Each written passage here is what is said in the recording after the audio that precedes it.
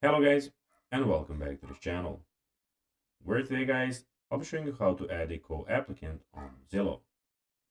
So guys, the first thing that you of course need to do is go to Google and type in Zillow.com. After that, you just need to go and log into your profile or register to Zillow if you haven't already done that, of course.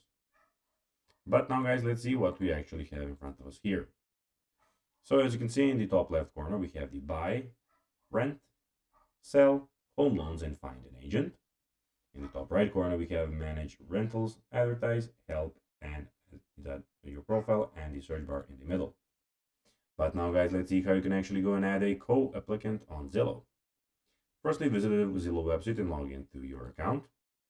And then go to the rental listing you're interested in and click apply now.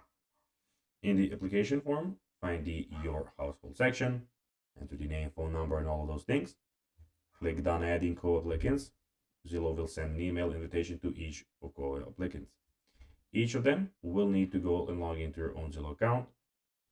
And after all co-applicants have submitted their information, you can finish and submit the application.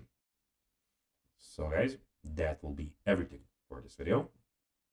I hope that you found this video informative and entertaining, guys.